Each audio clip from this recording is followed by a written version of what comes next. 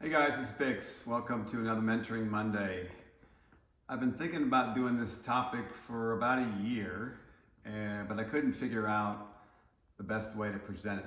So recently, I watched an interesting Simon Sinek video on YouTube about empathy. So it inspired me to talk about leadership. Today's topic is leadership.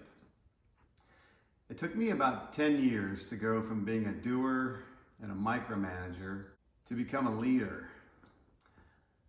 But I didn't have anybody to teach me. So if you choose, you can become a leader in a much shorter period of time. So you might be telling yourself, I'm not a leader, so why does this topic apply to me?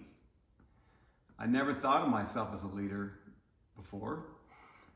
It was sort of an acquired and learned skill set.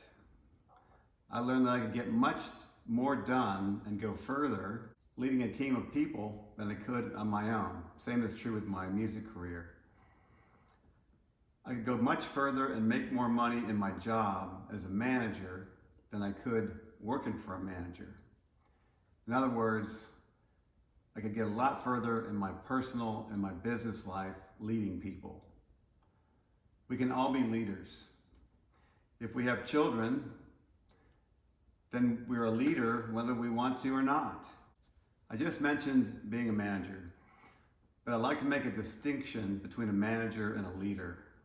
We manage things and we lead people.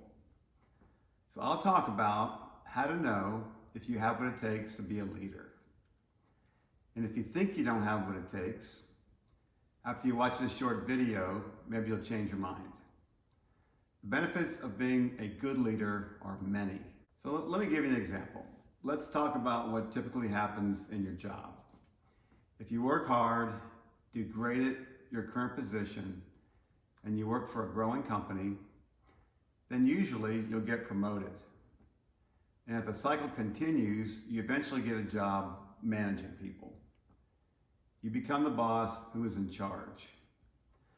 Well, I'm here to tell you that your job is not being in charge, but your job becomes more about taking care of the people in your charge. When most people get promoted to a manager position, they don't usually receive any training on how to lead people. Instead, they end up micromanaging the people they're supposed to lead. They fall back to what they're good at, doing the job that got them promoted. Let me give you an example. So one of the main strengths of the company that I built was customer service, but we could never develop customer service managers. Several times we took the best customer service person and promoted them to manager without training to make them a leader. They failed and we could not figure out why. This is very obvious to me now, but certainly was not back then.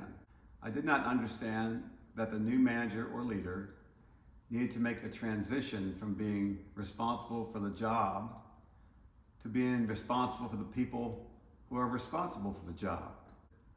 Leadership is a practicable and learned skill. We all have the capacity to be a leader.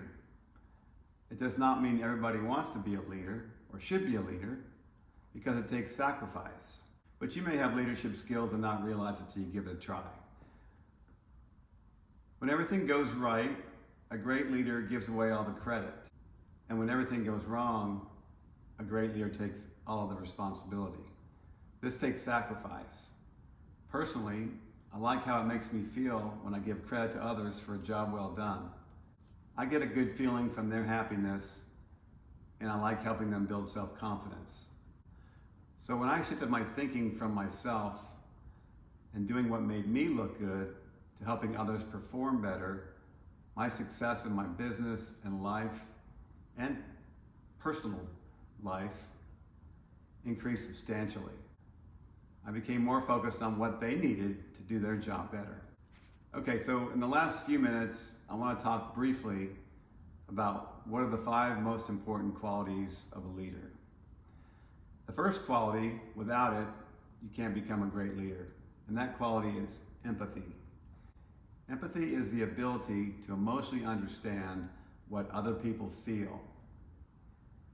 and see things from their point of view. And also imagine yourself in their place. Essentially, it's putting yourself in someone else's position and feeling what they might be feeling. Whenever confronted with a problem, I try to put myself in the other person's shoes. What are they thinking and why? It doesn't come naturally. I mean, initially I might get mad, but after I take my time with it, I try to think about what they're thinking. Most people appreciate this, and it builds great trust. Great things happen when there's trust. In fact, the sky's the limit. I became a really good problem solver through empathy. So how did I develop empathy? Pretty simple, through experiencing pain and failure. This is important because I see a lot of parents protect their children from pain and failure. Many of these kids grow up without the ability to experience empathy. So it's okay when you experience pain because really you're developing empathy along the way.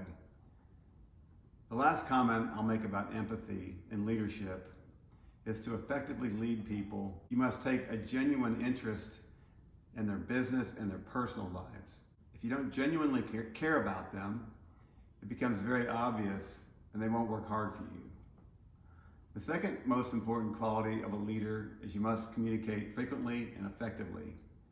Great leaders communicate from the standpoint of employee first. You must check in regularly with your team members and seek to listen to understand the employee experience. How can you make it better so they can do their job? I used to think customer first, but I soon learned I wanted happy employees happily taking care of my customers. So I became an employee first thinker. Third, have a clear vision for the future. Great leaders have a clear vision and are able to articulate this path going forward to their team. People like to know why they're doing what they do and where the company is going in the future.